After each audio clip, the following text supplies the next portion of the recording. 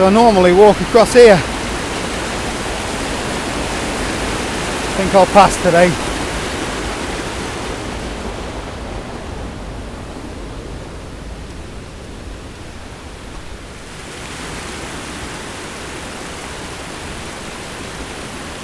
I'm out for a stroll just on the edge of the Peak District. So I thought I'd bring the film crew along so we could have a bit of a natter about camping gear.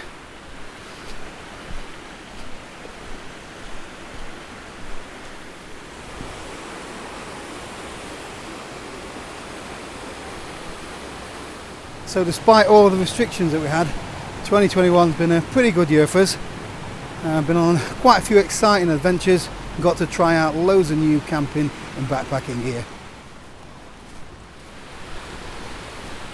But I'm really excited about 2022. With that in mind, I've drawn up a short list of 5 bits of gear that I'd really like to get my hands on this year and take on a few adventures with us. So the first thing that I've got on my list is a new jacket. Well, actually, it's a smock, and it's made here in Sheffield by Buffalo Systems. So for quite a while now, I've wanted to get my hands on one of their Special 6 shirts. So in the backpacking community, normally it's advised that you layer up, put lots of different layers on for your outdoor wear. But back in the late 70s, Buffalo created the first single layer outdoor clothing system. They called it the double P system, which stands for Pertex and Pile, where the Pertex is the outer layer which protects you from the elements, and the inner pile, it wicks away the moisture from your body, and then when it reaches the surface it evaporates. Well, that's the concept anyway. So Buffalo garments are the go-to for the UK mountain rescue teams, a lot of the special forces, and I know Ray Mears swears by him. I've wanted one for ages, so with a bit of luck I'll pick one up this year. Feel so lucky to live only 5 minutes away from this. So next up on the list, I've got another stove. Yeah, another one. And it's the MSR wind burner, which is very similar to my jet boil system. However, it boasts exceptional performance in the wind. So all of the components fit inside the 1 litre pot, so it's a very compact stove. And the radiant burner technology on these stoves mean that the burners are extremely wind resistant. Far more than the conventional type of burner, and they're also very fuel efficient. You can get loads of accessories for the wind burner, including a skillet, coffee press and a hanging kit. And as you know, I'm a bit of a stoveaholic, so I can't wait to get my hands on one of these this year. So item number 3 on the list is a bit of bushcraft and woodland camping gear, and it is a Jacklaw Classic Bushcraft knife. So some of you might already watch Wiltshire Man here on YouTube, but in addition to filming all of his adventures on there, he makes some of the finest bushcraft tools that you can get your hands on.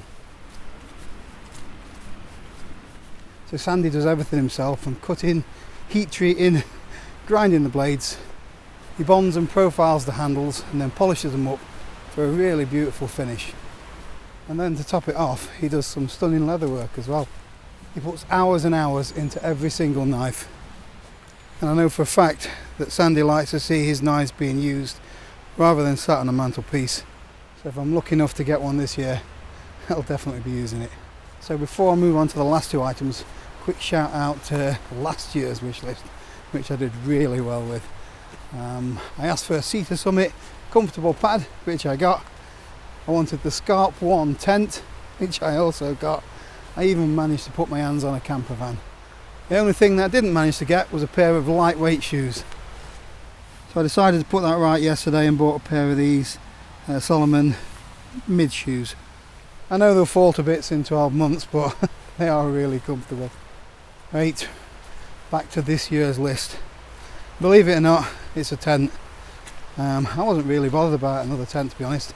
I thought I had enough, but Jo's twisted my arm and she says you really need to get yourself an MLD Duo Mid. So MLD stands for Mountain Laurel Designs, and they're made over in the USA.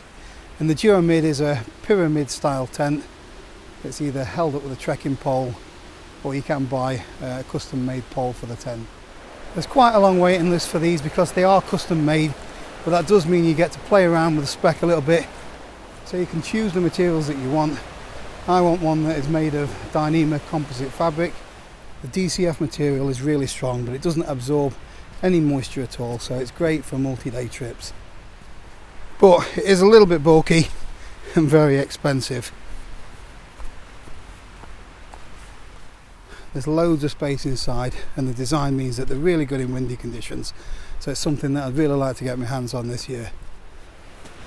So Andy Beavers has just bought the Sil Nylon version and he loves it. But if you really want to know about MLD products, then go check out Tony Hobbs' channel. He's like Yoda when it comes to MLD products in the UK. So the last thing on my list is not actually a bit of gear. I couldn't really think of anything else that I wanted. As you can imagine, I've got quite a bit of stuff already. So for the fifth thing, I just wanted to commit to enjoying the outdoors and using the gear that I've already got. So for years I've been looking at all the new gear coming out and being sucked in by some of the hype and thinking that it's going to make a massive difference to my camping experience. But the truth is, when I started out with my military surplus gear, I loved camping just as much as I love it now. So I don't recommend you doing what I do and constantly upgrading or changing your gear. If your old gear is starting to wear out, or you do need that little bit more comfort, then yeah, go out and spend a few quid and get something that's going to enhance your camping experience.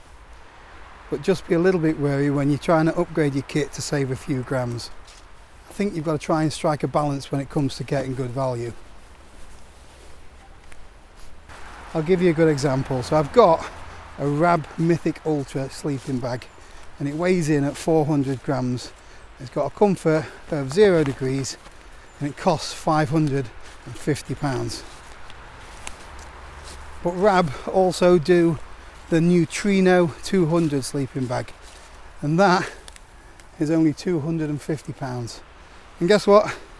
It weighs 180 grams more. That's nothing. It's like half a can of Coke or something like that. So for me, it doesn't represent good value. I spend an extra £300 just to save 180 grams. But each their own. It's your money. You can do what you like.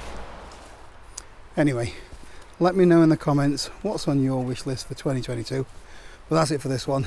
I'll see you in the next video.